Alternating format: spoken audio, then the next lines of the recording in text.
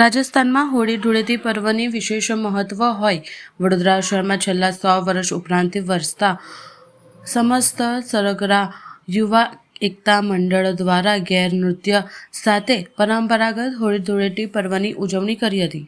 દેશભરમાં હોળી ધૂળેટી પર્વને રંગેચંગે ઉજવણી કરવામાં આવી હતી। હોળી ધૂળેટી પર્વની વિશેષતા એ છે કે સમાજના તમામ વર્ગો એક સરખા ઉત્સાહથી એકતાના રંગમાં રંગાઈ જાય છે અને એકમાઈ ખાસ કરીને રાજસ્થાનમાં હોળી ધૂળેટી પર્વનું વિશેષ મહત્વ હોય છે। વડોદરામાં રહેતા સમસ્ત સરગરા સમાજ યુવા એકતા મંડળ દ્વારા પરંપરાગત ગેર નૃત્ય થકી પરંપરાગત રંગોનું પર્વ હોળી ધૂળેટી મનાવ્યો હતો। એકત્ર ઉલ્લેખનીય છે કે ભાતીગળ ભારતમાં ઉત્સવોની પણ અનેક વિવિધતા જોવા મળે છે, પણ કહેવત છે કે 12 ગાંવ બોલી બદલાય પણ ભારત દેશમાં ઉત્સવોનો ઉમંગ એક જ સરખો હોય છે। અબાલ વૃદ્ધ હોય કે નવયુવાન યુવક યુવતી હોય કે પછી નાના બાળકો હોય, સૌને હોળી ધૂળેટી પર્વનો ઉમંગ એક સરખો જ જોવા મળે છે। એવામાં ખાસ કરીને રાજસ્થાનીઓ માટે હોળી ધૂળેટીનો ઉત્સવ પ્રદેશની એક આગવી ઓળખ બની ગયો છે।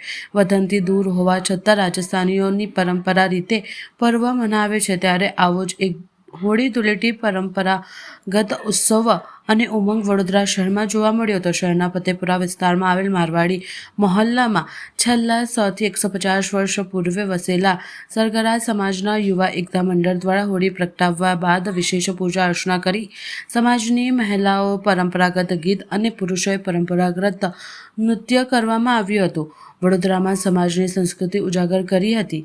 ગેર નૃત્ય માટે જાણીતા રાજસ્થાની સમાજના લાઠી રાસ નૃત્ય અને તે પણ ઢોલ થાળીના તાલે અનોખી ભાત ઉપસાવે છે।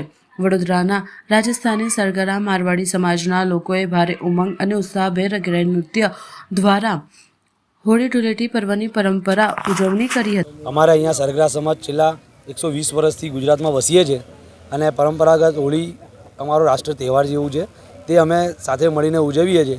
જે રીતે અહીંયા ગુજરાતમાં ગરબા 2 દાંડિયા લઈને રમવામાં આવે છે, એ જ રીતે અમારે આજે રાજસ્થાની નૃત્ય છે ગેર, જે મોટી લાકડીઓ સાથે રમવામાં આવે છે અને તે અમે પરંપરાગત રિસ્પેક્ટેડ ડિસિપ્લિનમાં ઉજવીએ છીએ। કયા ગ્રુપ દ્વારા મંડળ દ્વારા ઉજવવામાં આવે? અહીંયા સરગરા સમાજમાં યુવા એકતા ગ્રુપ દ્વારા મંડળ દ્વારા આયોજન કરેલું છે। કેટલા વર્ષથી આયોજન કરવામાં? છેલ્લા 100-150 વર્ષથી અમે અહીંયા વસેલા જ છે અને છેલ્લા ઘણા વર્ષોથી પરંપરાગત અમે આયોજન કરીએ જ છીએ। આ આયોજન ખાસ કરીને કયા દિવસે કરવામાં આવતું છે? આ આયોજન પૂનમના દિવસે હોળી પ્રગટાયા પછી અમે કરીએ છીએ।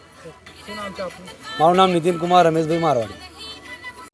આ મારે સરગરા સમાજ છે અને આ ગેરનો ઉત્સવ રાખેલ છે।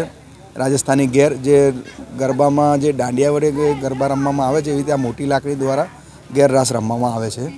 એને રાજસ્થાની અમારો પરંપરા પ્રોગ્રામ કહે છે, ગેર ઉત્સવ કહે છે। કોના દ્વારા કરવામાં આવ્યો છે? આ સરગરા સમાજ યુવા એકતા દ્વારા કરવામાં આવ્યો છે। કેટલા વખતથી આયોજન કરવામાં આવે છે? કેટલા વખતથી અહીંયા વસવાટ કરો છો?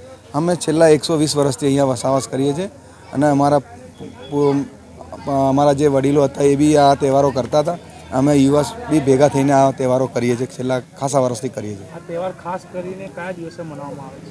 આ હોળીના પૂનમના દિવસે જ, હોળી જ્યારે પ્રગટાવે છે તે દિવસે જ અમે આ ઉત્સવ કરીએ છીએ। રાજસ્થાનમાં ખૂબ ધામધૂમથી ઉજવાય છે? બહુ રાજસ્થાનમાં અમારે બહુ આ તહેવાર બહુ ધૂમધામથી ઉજવવામાં આવે છે। આજ રોજ કઈ જગ્યાએ ઉજવવામાં આવ્યો? હાજી, આજ રોજ કઈ જગ્યાએ ઉજવવામાં આવ્યો? આ આપણે ફતેપુરા કારેલી બાગ મારવાડી મોહલ્લા ખાતે કરવામાં આવ્યો છે। શું નામ છે આપનું? મારું નામ સરગરા જગદીશ અમૃતલાલ સરગરા। સરગરા સમાજ છે એ વડોદરામાં લગભગ 100-150 વર્ષથી રહીએ છીએ।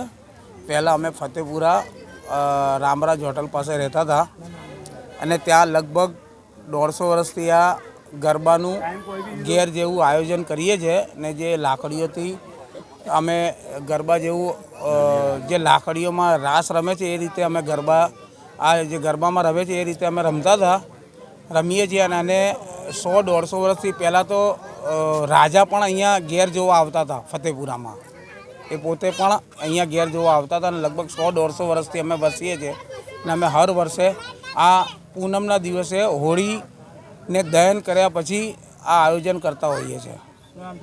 રમેશ મોહનભાઈ સરગરા।